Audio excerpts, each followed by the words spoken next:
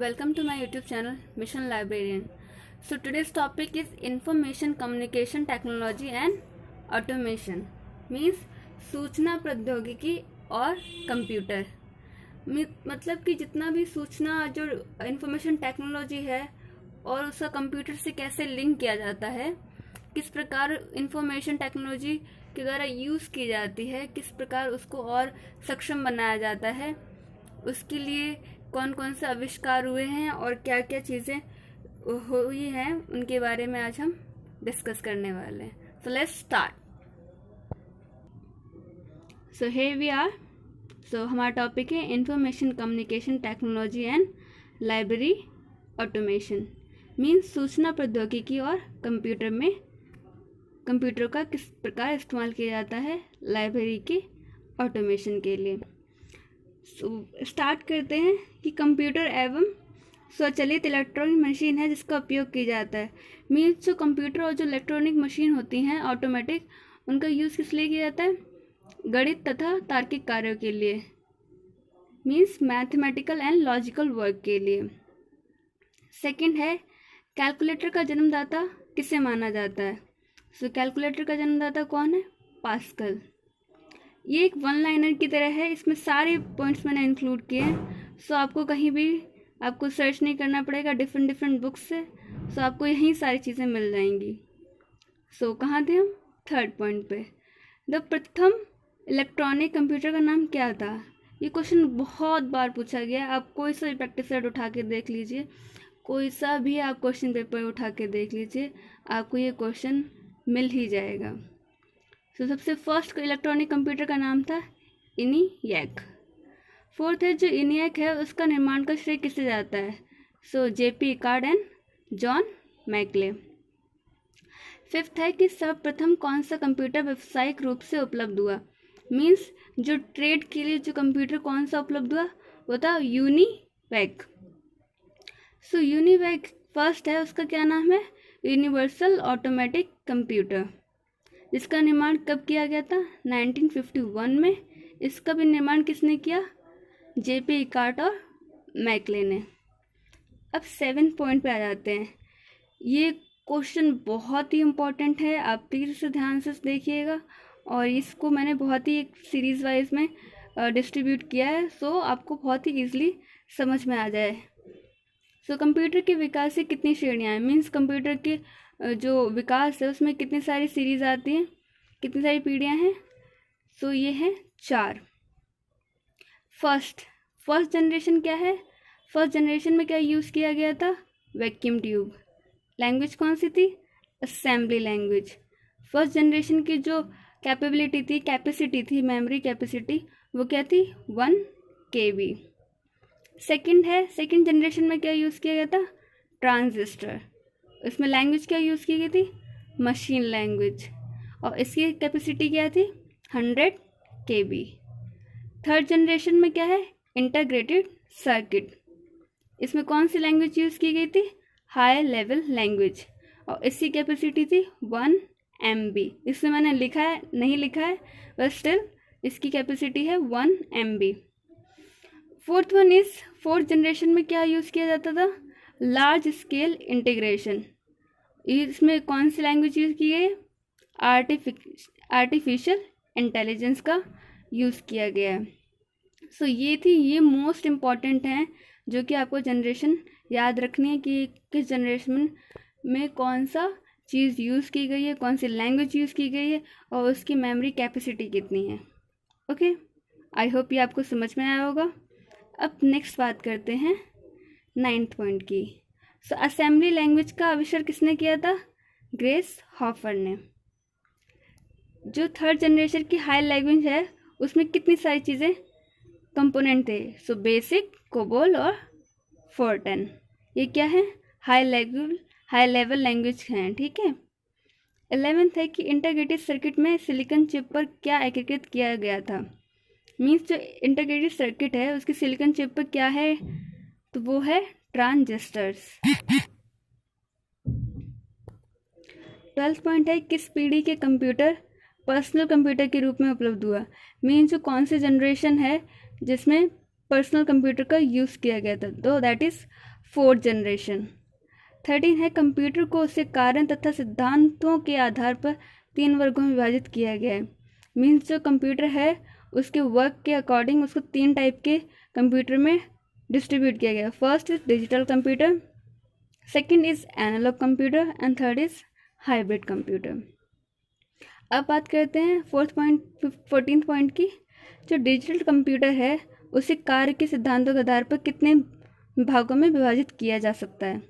तो कितने भागों में? 4 भागों में। Micro computer, mini computer, main frame computer and super computer. याद रखिएगा ये है डिजिटल कंप्यूटर के। पहले हमने क्या पढ़ा था? सिर्फ कंप्यूटर को। ओके, अब हम बात करते हैं 15 पॉइंट की। सो 15 पॉइंट इज पेट्रोल पंप पर लगा स्पीडोमीटर किस प्रकार का कंप्यूटर का अच्छा उदाहरण है? मीन्स जो पेट्रोल पंप पे स्पीडोमीटर यूज़ किया जाता है सो वो किस प्रकार का कंप्यूटर है? Analogue computer. 16th है प्रमुख इनपुट उपकरण। मीन्स जो इनपुट डिवाइस हैं वो कौन कौन से हैं? Keyboard, mouse, pointing device. 17 point है कंप्यूटर का दिमाग व दिल किसे कहा जाता है? Computers heart and brain, that is CPU। Computer में डाटा प्रोसेसिंग का कार्य कौन करता है? CPU। CPU के कितने पार्ट्स होते हैं? सो first is control unit, second is memory unit and third is ALU means arithmetical logic unit.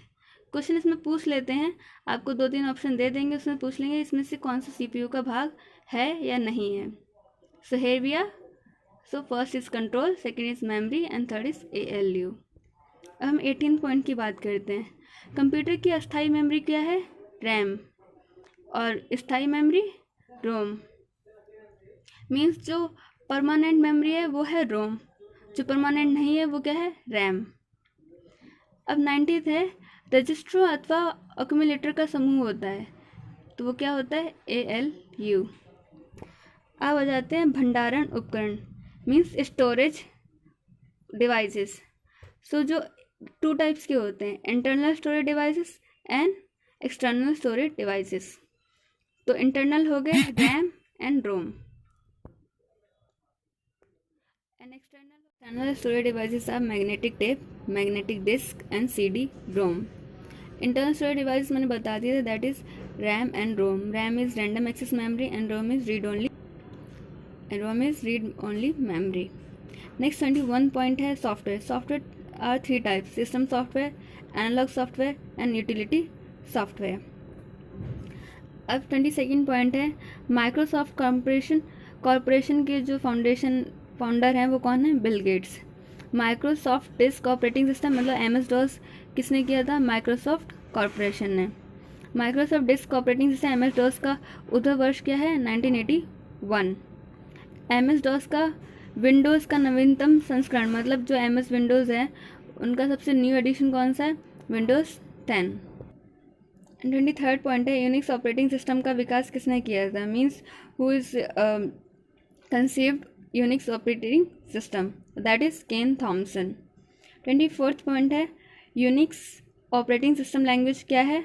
C language. 25th point है लिनक्स ऑपरेटिंग सिस्टम की शुरुआत 1984 में GNU प्रोजेक्ट किसके द्वारा किया गया था? That is Richard Stallman. 26 है जो बेसिक, ये कुछ लैंग्वेज हैं BASIC, Fortran, COBOL and Pascal. So इसका किसने डिवाइस किया है और कब किया है वो इसके बारे में जानते हैं।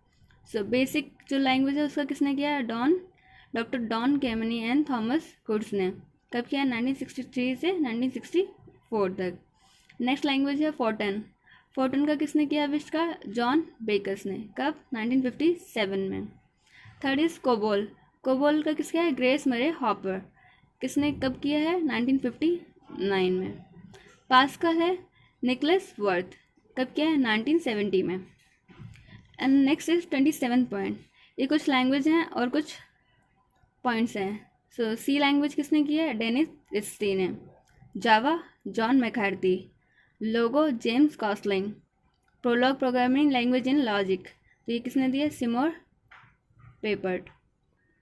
नाउ 28 पॉइंट है स्विचिंग सर्किट, मतलब जो स्विचिंग सिस्टम है what is components are switching system.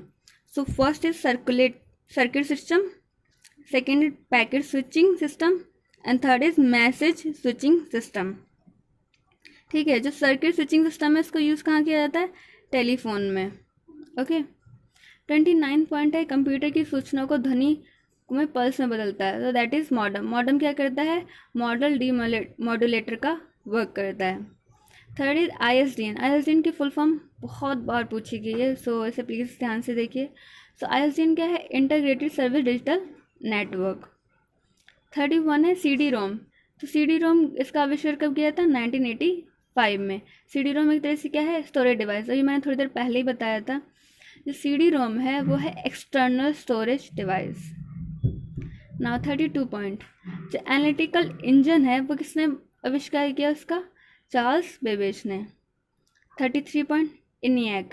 So what is ENIAC? ENIAC is a numerical integrator and calculator. 34th point is a DOS। DOS क्या है? DOS is a single user operating system. Now 35, what is bug? So bug is a computer configuration नहीं आएगा, programme आएगा। यहाँ पे आप please correct कर लीजिएगा। So bug is a error in a computer program. बहुत सारे ऑप्शन दिए होंगे, configuration, virus and program. So आप right is error in computer program. Now 36 is point, protocol. So protocol are 3 basic type of HTTP, SMTP and FTP. Next बात करते हैं 37 point. So web 2.0 के जो कंपोनेंट्स हैं, elements है, what are these? So Facebook, PDF files, RS feeds and library 2.0। So question ये आ जाता है कि आपको 3-4 ऑप्शन दे देंगे, उसमें से पूछ लेंगे कि वेब 2.0 का कौन सा कंपोनेंट नहीं है। सो ये याद रखिएगा कौन कौन से हैं। सो कौन कौन से हैं? Facebook, PDF files, RS feeds and library 2.0। 38, 1964 में माउस का आविष्कार किसने किया है? So who invented the mouse? So doctor Douglas Engelbart. 39, WW मतलब वर्ल्ड वाइड वेब का किसने आविष्कार किया है? टिम बर्नर्स-ली ने। 40, कीबोर्ड की संरचना का श्रेय किसे जाता है? Christopher Latham Sholes. Intel company के संस्थापक कौन है? मतलब founder of Intel company. So ये हैं बॉब नोई एंड गॉर्डन मूरे। 42, इंटरनेट का जन्मदाता किससे माना जाता है? तो that is Vinton curve. Hypertext का श्रेय किसे जाता है? Means who invented hypertext? So that is Ted Nelson. Next है 44th पॉइंट, विकीपीडिया। विकीपीडिया किसने दिया है? Jimmy Wales. 45th, आधुनिक कंप्यूटर का विज्ञान। तो that is Alan Turing. Now 46 point, विद्वान डाटाबेस की देखरेख कौन करता है? सो विद्वान डाटाबेस की देखरेख कौन करता है? इनफ्लिप नेट। सो विद्वान डाटाबेस क्या है? Subject expert database, national researchers network. अभी कुछ और इम्पॉर्टेंट पॉइंट्स हैं, इन्हें भी हम इंक्लूड करके चलेंगे और पढ़ते हुए चलेंगे।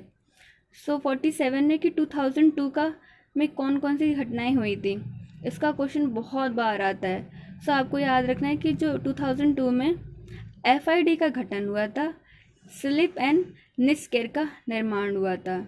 सो गठन किसका हुआ था? FID का निर्माण हुआ था इन दो का, स्लिप एंड निस्केर का। नेक्स्ट है कि ओपन सोर्स सॉफ्टवेयर। लिनक्स एक तरह से क्या है? ओपन सोर्स सॉफ्टवेयर है। DBMS का फीचर क्या है? GUI, graphic user interface.